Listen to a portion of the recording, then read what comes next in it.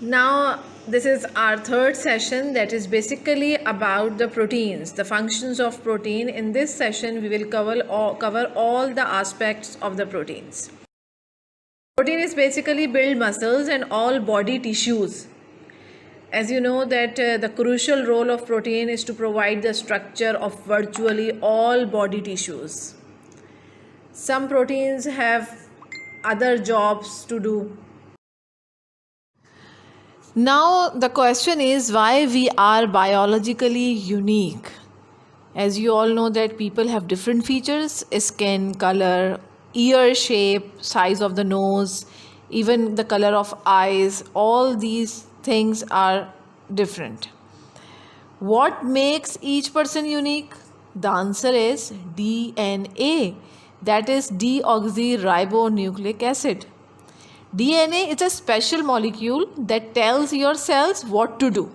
You have billions of cells in your body that are too tiny to see. Each cell has its own job. Inside cells are tiny structures called chromosome. And inside every chromosome are hundreds of genes. Now the question arises that why I am discussing about DNA in this session. So my answer is basically that DNA sequences must be converted into messages that can be used to produce proteins, which are the complex molecules that do most of work in our body. Now you got the point. Because during transcription, the enzyme we call RNA polymerase uses DNA as a template to produce pre-mRNA transcript. It means that all the function has been performed by the enzyme, and enzyme is made up of amino acids. That's why it is very essential for us to eat food that contain proteins, because the major function of protein is not releasing energy for the body functions, but the main function of protein is something else. That's why I have discussed DNA in this. Protein can help you shed those unwanted pounds and keep your belly full. But it's important to eat the right amount and the right kind of protein to get its health benefit. What would be your sources for the intake of proteins? Seafood. It's an excellent source of protein because it's usually low in fat. For example, fish such as salmon is a little higher in fat, but it is the healthy heart kind. It has omega-3 fatty acids. Now, white meat poultry. Stick to the white meat of poultry for excellent lean protein. Dark meat is a little higher in fat, and the skin of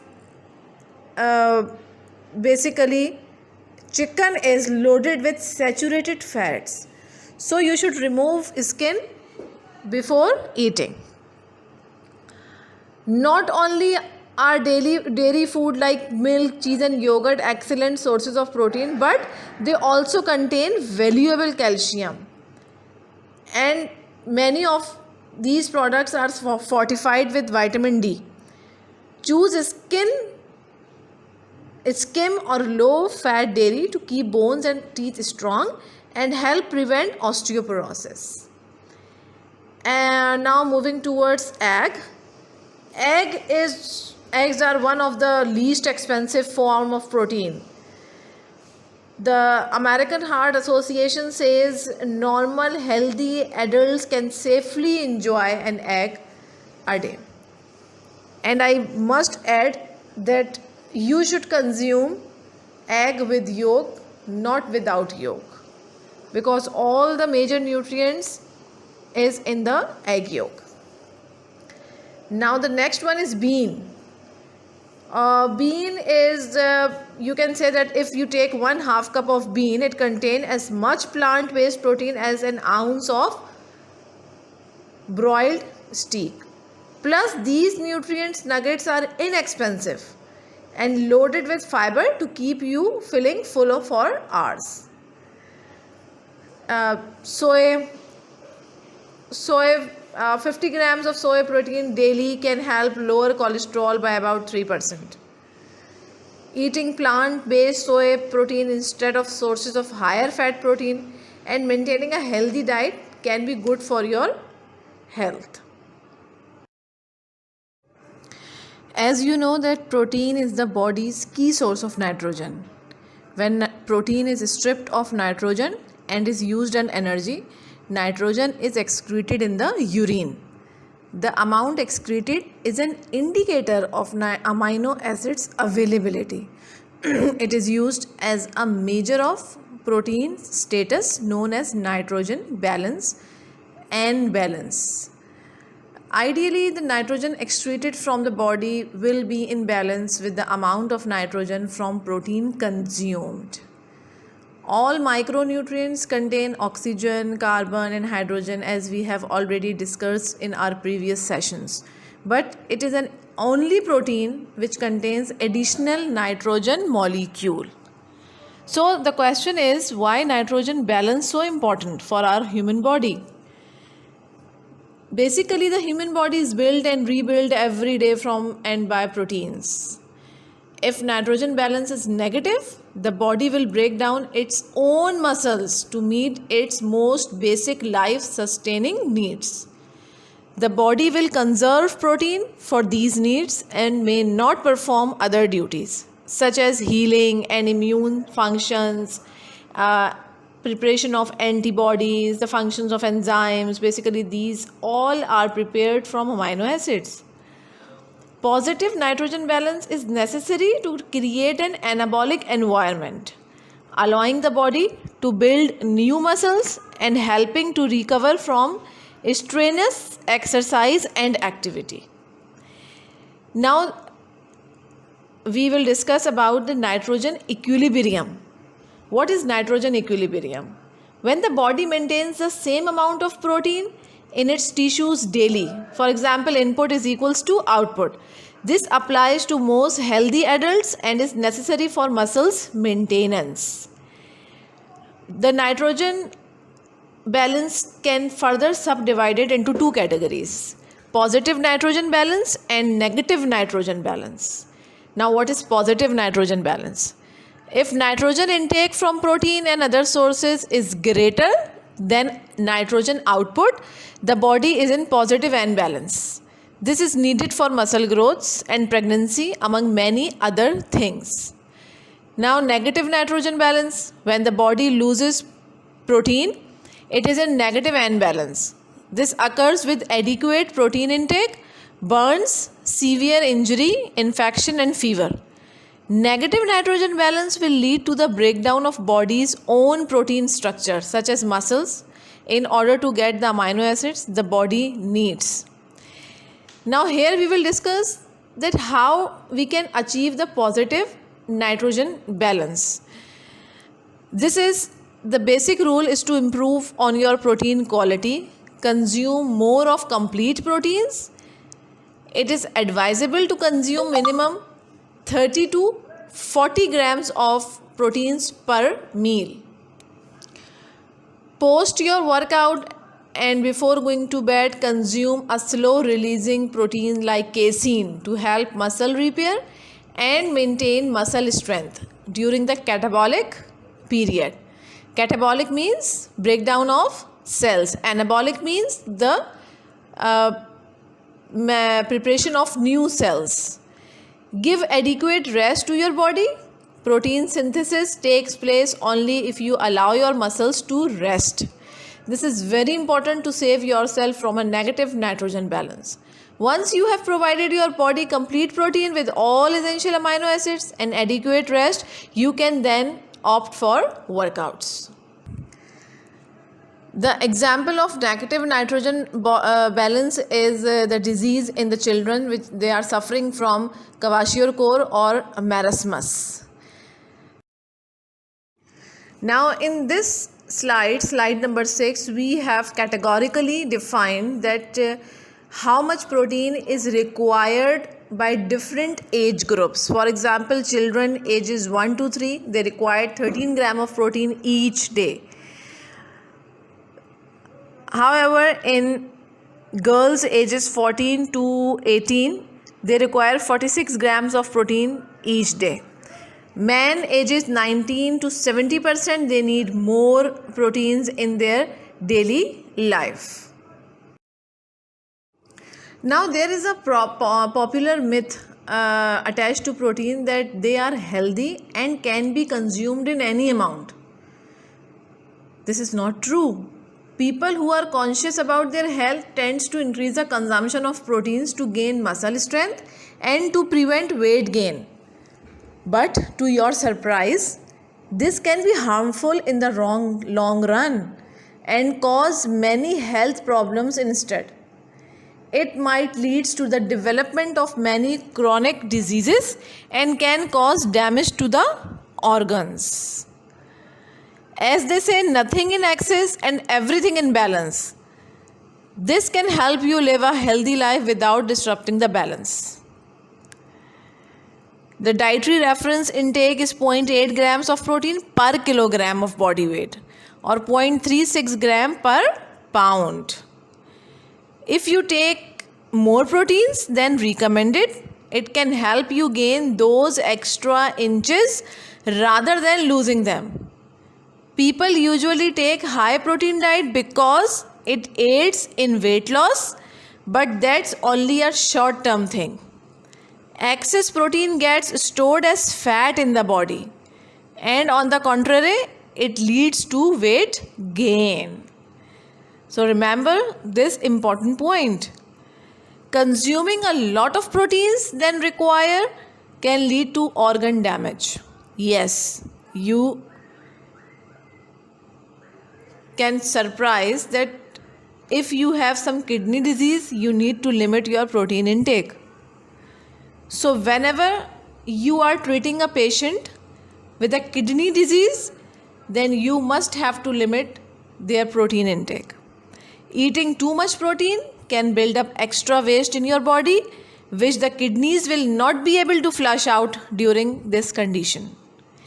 In the liver case, eating too much proteins allow the buildup of ammonia and other toxic substances in the blood. The liver becomes overworked here and damage can be caused to it. Excess protein intake can also cause certain digestive problems. This is because high protein diets are quite low in fiber, which restrict the smooth functioning of bowel movements. Also, they have a high fat content. They become difficult for the body to digest. This further leads to problems like constipation, nausea, diarrhea, bloating, which cause a lot of discomfort. High protein diets, especially animal based, can increase the cholesterol level in your body. The saturated and trans fat present in these foods are harmful to your health. The trans fat raise the level of the bad LDL cholesterol, low density lipoproteins, cholesterol, and lower the good HDL cholesterol, high density lipoproteins. This cholesterol hardens the development of arteries in the body and thus causes heart disease like strokes and heart attacks. A high protein diet can lead to dehydration and put a lot of strain on the kidneys.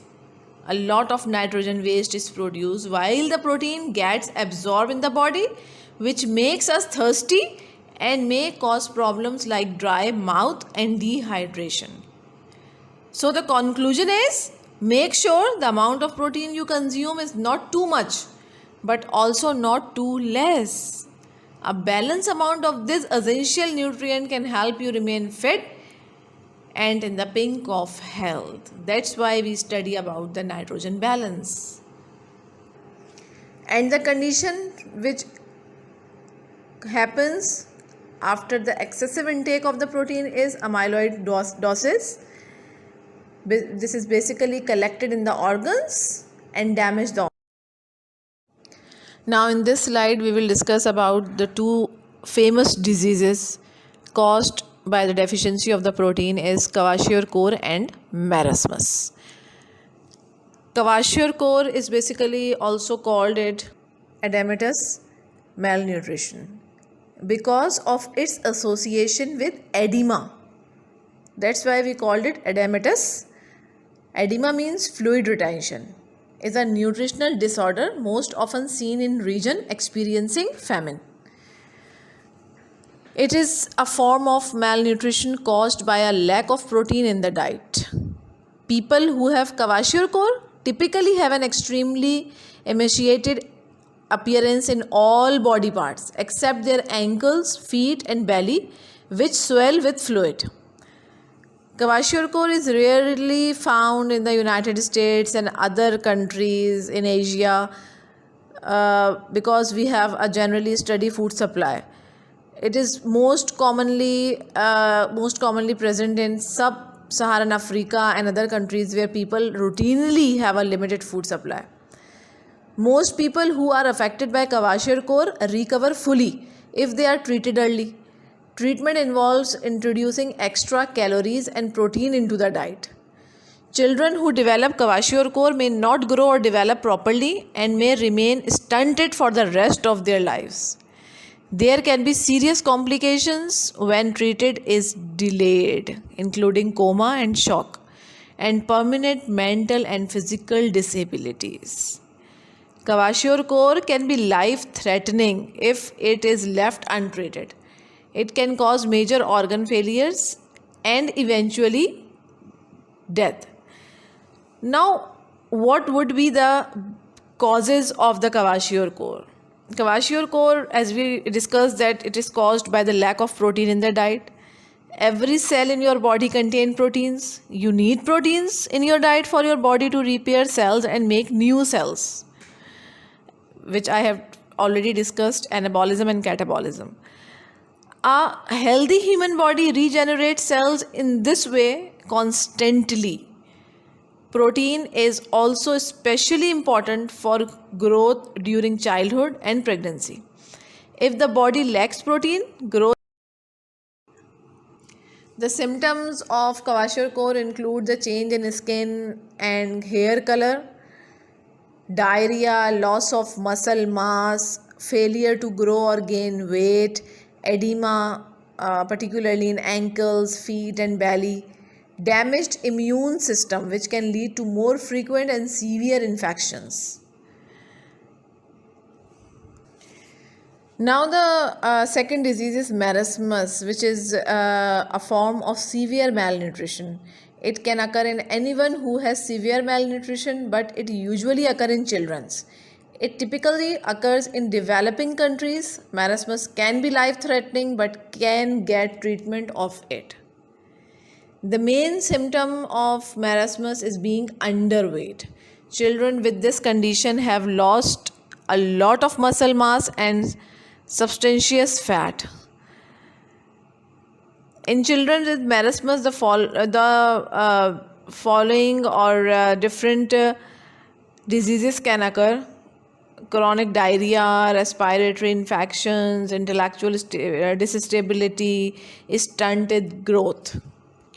Nutrient deficiency is the main cause of marasmus. It occurs in children that don't ingest enough protein, calories, carbohydrate, and other important nutrients. This is usually due to poverty and lack of food. Several type of malnutritions are basically there, but a malnourished child may have something other than marasmus. Among the more common types of malnutrition are serious deficiencies in iron, iodine, zinc, vitamin A. Initial treatment of marasmus often includes dried skimmed milk powder mixed with boiled water. Later, the mixture can also include a vegetable oil such as casein and sesame and sugar. Casein is milk protein. The oil increases the energy content and density of the mixture. Once a child start to recover, then they should have a more balanced diet that meets their nutritional needs. If dehydration is a problem because of diarrhea, rehydration should be a first priority. A child may not necessarily need fluids delivered intravenously. Oral hydration may be sufficient. Before we discuss nutritional anemias, first we should know that what is anemia basically. Anemia is a condition in which the hemoglobin Hb concentration in the blood is lower than normal. Affects roughly 1/3 of the world's population and over 800 million women and children.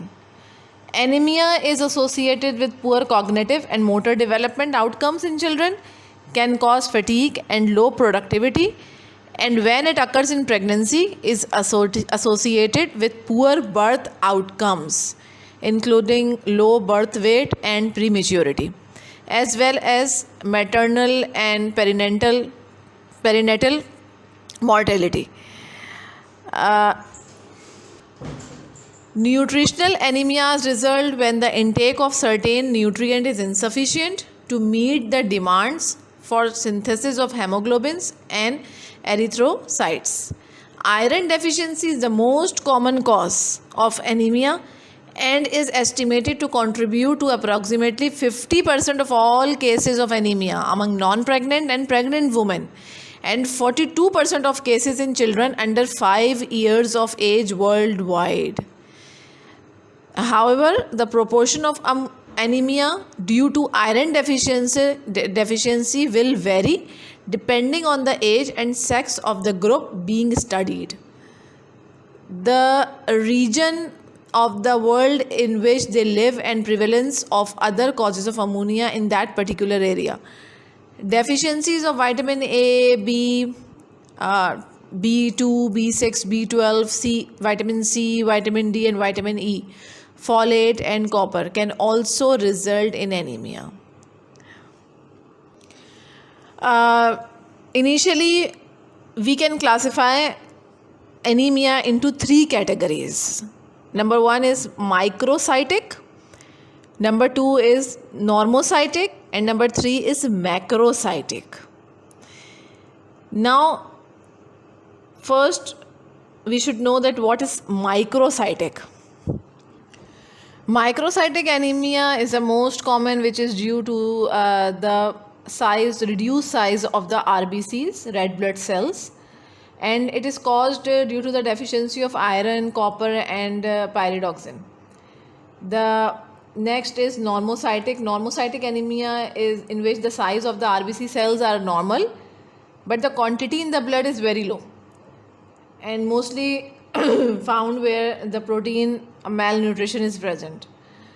Third one is macrocytic, that in which the RBC cell size are large and immature, and it is caused due to the deficiencies of folic acid and vitamin B12. Now in this slide we will discuss about the protein structures, chemistry of the protein, which we should know before gaining more knowledge about the proteins. Proteins are basically made up of amino acids. Amino acids are the monomer, smallest unit of the protein, and amino acid contains 2 groups, a carboxylic group and amine group. The difference in the properties of the protein is basically defined by the sequence of amino acids they are present in the protein chain, and these amino acids are forming a peptide bond. That's why when we talk about the estimation of the proteins, we always calculate the nitrogen content, and by knowing the nitrogen content we can easily calculate the amount of protein present in food or in your body. There are 2 types of amino acids, essential amino acids and non-essential amino acids. Essential amino acids which cannot be synthesized or produced by the body and are required from food supplement and are called essential amino acids.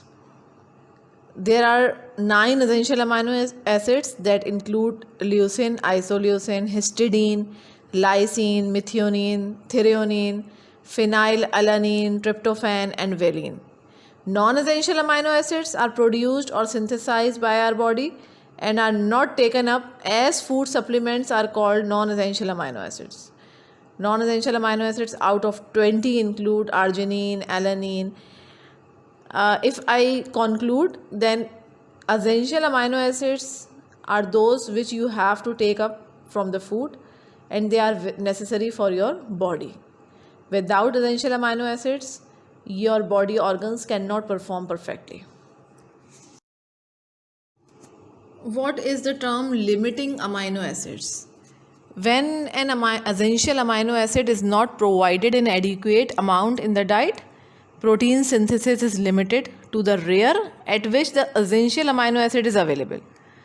Essential amino acids then become limiting amino acid.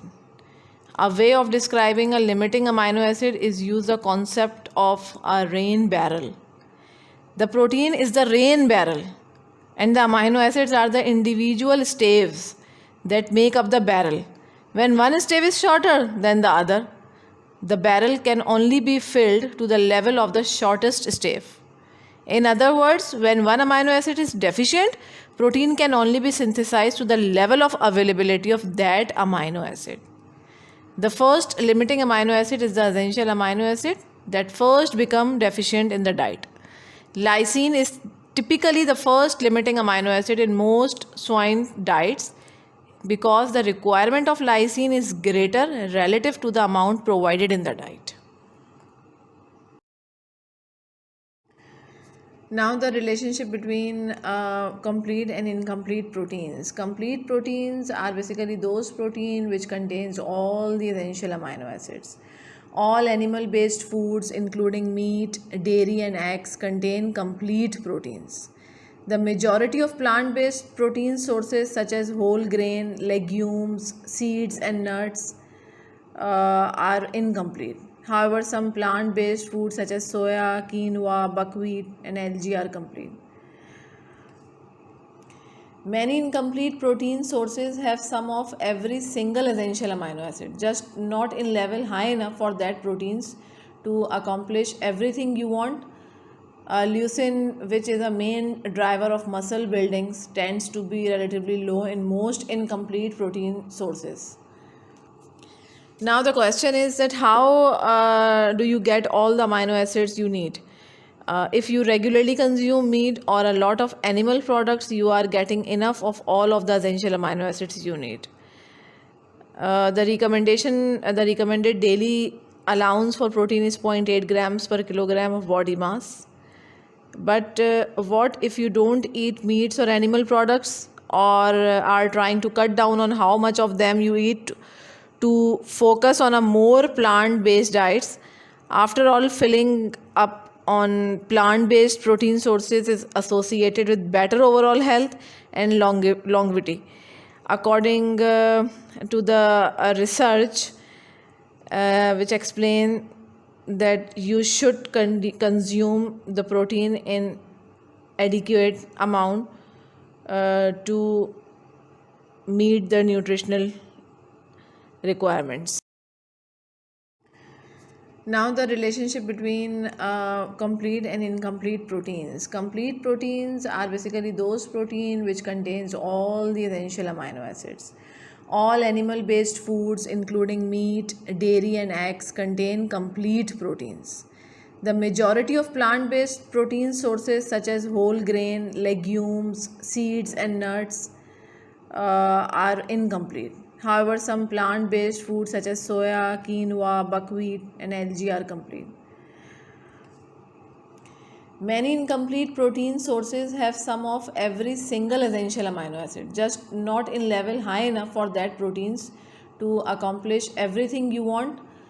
Leucine, which is a main driver of muscle buildings, tends to be relatively low in most incomplete protein sources.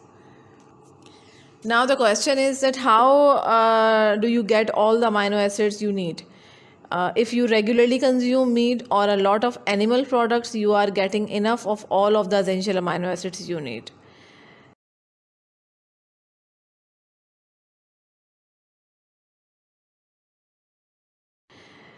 The recommended daily allowance for protein is 0.8 grams per kilogram of body mass.